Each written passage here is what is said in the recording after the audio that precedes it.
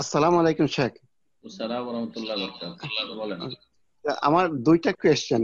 একটা কোয়েশ্চেন হচ্ছে যে যদি মসজিদ কমিটির সিদ্ধান্তের কারণে কমিউনিটির লোকজন রোজা টাইমের আগে ভাঙে, আর যদি নামাজও ওইভাবে পড়ে, তাহলে দায়টা কার হবে? আর সেকেন্ড কোয়েশ্চেন হচ্ছে, জাকাতের টাকা আমি দেশে পাঠালাম, যাকে দিয়ে ডিস্ট্রিবিউট করাবো, অত যদি ওর টাইম ওখানে কনজিউম করতেছে, তাহলে ওকে কি ওইখান থেকে কিছু টাকা দেওয়া যাবে কিনা? জি, প্রথম প্রশ্ন যে আপনি মসজিদ কমিটি সময়ের আগে ইফতার করে দিয়েছে, মানে বলতে চাইছেন সূর্য ডুবার আগেই নাকি?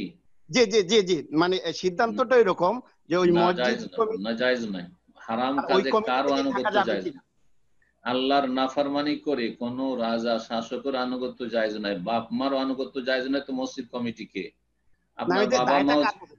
হ্যাঁ, হ্যাঁ, তো দায়টা ওরা ইফতার কমিউনিটি করুক গা, ওরা ইফতার করুক, আপনার ইফতার করার দরকার কি? আপনি যখন নিশ্চিত হবে সূর্য ডুবেছে তখন ইফতার করবেন, আপনাকে মসজিদে গিয়ে সেটা ইফতার আমি করতে করতে হবে আমি কে করতে বলছে? জি, সেটা আমি ওটাই করতেছি না। যে ওই কমিটির সিদ্ধান্তের কারণে এই পুরা ফুল কমিউনিটির, এই মুসলিম যারা, তারা হুম, ওইটা করতেছে, তো এই দায়টা সে কার হবে? এই যে সবারই কমিউনিটি। হবে, সবারই হবে। মসজিদ কমিটি সবার গুনাহগুলি এক ভাগ করে উঠাবে সমান সমান, ওরা বেশি গুনাহগার মসজিদ কমিটি যারা দায়িত্বশীল। আর যারা প্রত্যেকে সেখানকার সদস্য যারা দেখা দেখি ওদের কথা শুনে ইফতার করছে, নাজায়েজ ইফতার করছে, তারা সকলে গুনাহগার, তার কারো রোজা হবে না। সূর্য ডুবার আগে কেউ যদি ইফতার করে তাদের সিয়াম হবে না। জি, নিশ্চিত। বেকার সে সারাদিন না খেয়ে থাকছে। বুঝতে পেরেছেন? জি জি। জি, ওই আর কমিটি থেকেই থাকা যাবে না? প্রত্যেক, আমি ওই কমিটিতে ছিলাম, ওই আপনি কমিটি থেকে আমি আপনি আপনি অন্যায়ের প্রতিবাদ করুন, অন্যায়ের প্রতিবাদ করুন, ফরজ যদি বলেন আপনি মৌখিক প্রতিবাদ করুন, সেখানে তো বল প্রয়োগ আপনার কাজ নাই। জি জি মৌখিক প্রতিবাদ করুন এবং তাদেরকে নসিহত করুন, উপদেশ দেন যে এটা হারাম, জায়েজ নয়। এতে সমস্ত লোকের গুনার বোঝা ওই দায়িত্বশীলদের উঠাইতে হবে, আর জনগণ বোকা, তাদের সবাইকে গুনাহগার হইতে হবে এবং তাদের রোজা হবে না। জি। জি, জাযাকাল্লাহ। আরেকটা কি প্রশ্ন ছিল আপনার শেষ?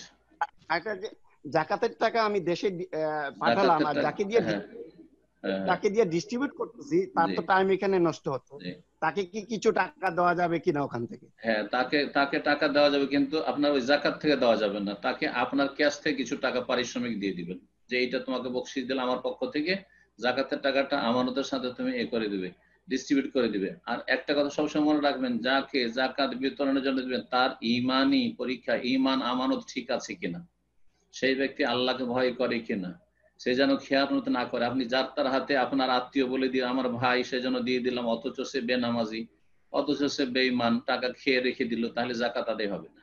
বিশ্বস্ত ব্যক্তির মাধ্যমে আপনি জাকাত বিতরণ করবেন। জি।